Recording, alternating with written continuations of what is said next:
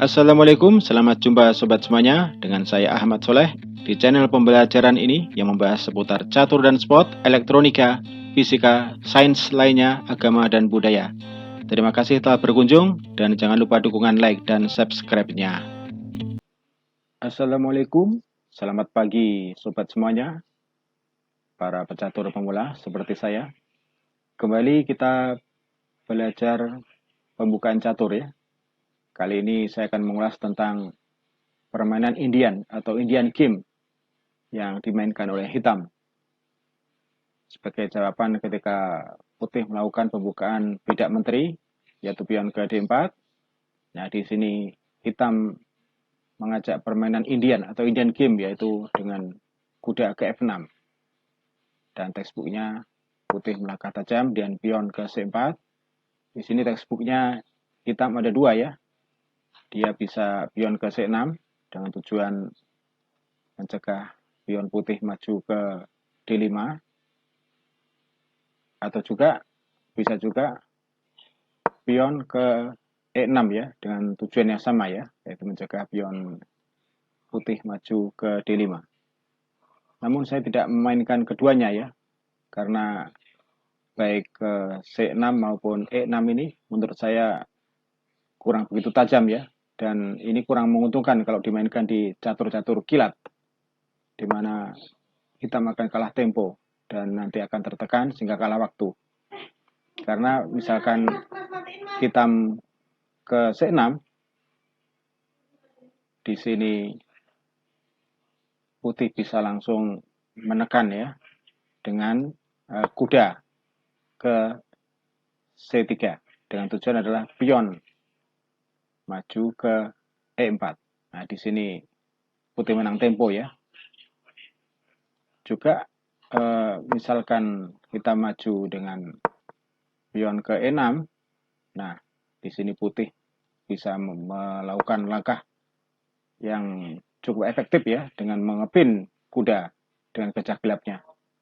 Memang ini langkah yang tidak berbahaya karena hitam juga bisa langsung mengamankan dengan gajah gelapnya ya ke E7. Namun bagaimanapun juga kuda hitam yang terpin ini akan terlambat untuk bergerak ya. Nah, saya tidak memainkan keduanya. Di sini saya memainkan kuda ya, maju ke E4. Nah, seperti ini. Dan textbooknya putih bisa majukan ke F3 ya untuk mengusir kuda.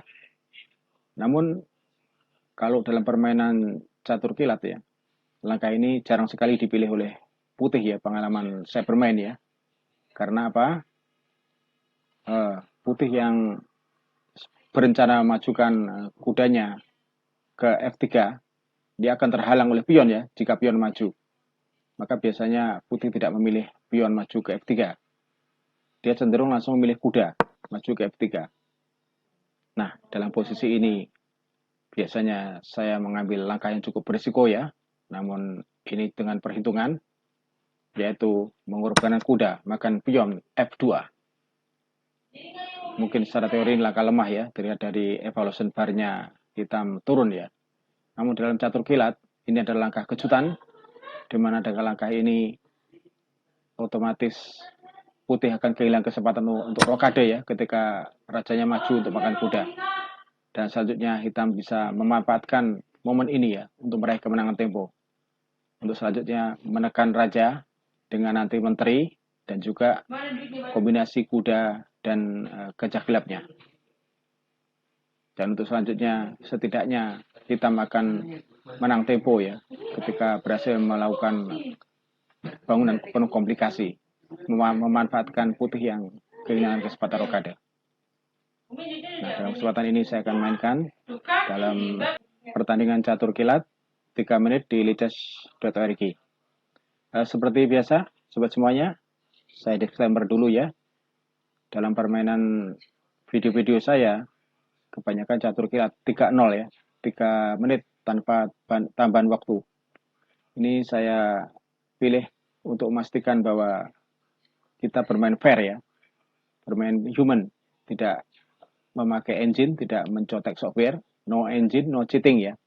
Karena dengan waktu 3 menit tanpa bonus waktu, tidak mungkin orang akan mencoba engine karena akan kehilangan waktu.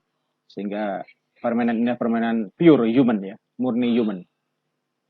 Selamat menyaksikan. Sobat semuanya, kali ini tanding catur kilat 3 menit di Lites sedang mencari lawan ini ya. Sudah kebuka. Saya pegang hitam. Putih mulai langkah pembukaan beda menteri ya. Dengan pion ke D4. Saya kuda ke F6. Memainkan permainan Indian game. Saya majukan kuda, memprovokasi ke E4. Untuk memancing pion maju. Oh, ternyata kuda yang maju ya. Saya makan saja. Pion di F2 ya. Untuk merusak pertahanan putih dengan pengorbanan kuda tadi ya. Sekaligus mencegah putih untuk rokade. Majukan pion PD6.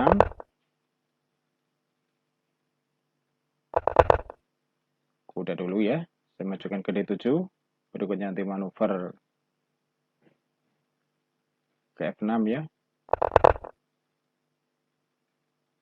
Ya, kuda ke F6.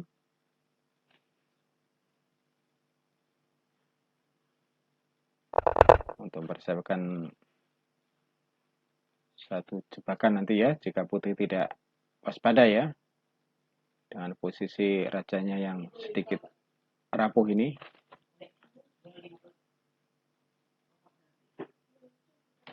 Mungkin saja pertukaran pion ya ke E5. Pengorbanan pion tidak masalah. Untuk memancing nanti kuda putih maju. Saya sekap dulu.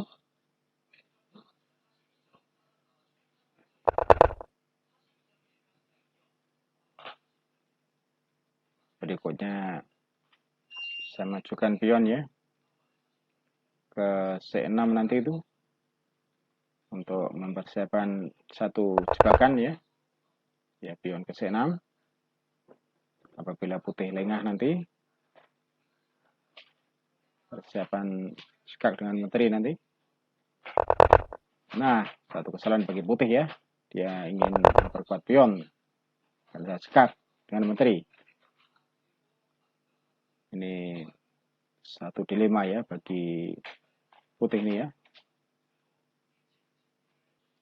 Selain terkena skak, juga ancaman kepada pion di B2.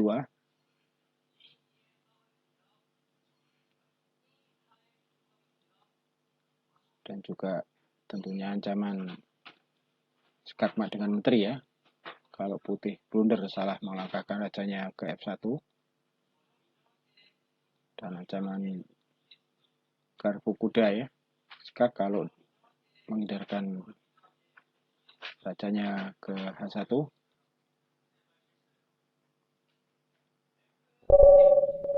Dan akhirnya putih menyerah ya. Putih menyerah di langkah ke-10 ini ya. Karena melihat kemungkinan berikutnya tidak menguntungkan ya. Kalau dia bergerak ke F1 tidak mungkin ya, karena akan terkena skakmat ya dengan menteri hitam F2. Kalau misalkan raja ke H1 ini juga sangat buruk ya, karena akan skak star ya. Menteri putih akan melayang ya. Kalau tutup pakai bishop ke D3, hitam juga langsung dimakan ya dengan kuda. Pertukaran, putih makan dengan benteng, hitam makan dengan menteri, skak, dan di sini posisinya berbalik ya. Yang semula tadi hitam kalah satu kuda akibat pengorbanan makan pion F2 tadi. Kini hitam berbalik unggul kualitas material ya. sehingga di posisi ini putih menyerah ya. Putih menyerah cukup singkat, hanya 10 langkah akibat blunder tadi ya. Dan tentu ini tak lepas dari langkah kejutan pengorbanan hitam akan pion F2 tadi. Dan ini boleh dicoba sobat semuanya untuk langkah di catur kilat ya. Langkah manuver kuda menghantam pion F2 tadi untuk mengejutkan lawan. Demikian sobat semuanya. Semoga bermanfaat. Dan sobat semuanya bisa menyimak secara lebih detail pertandingan ini di lichess.rg pada link berikut ini. Semoga bermanfaat. Wassalamualaikum warahmatullahi wabarakatuh.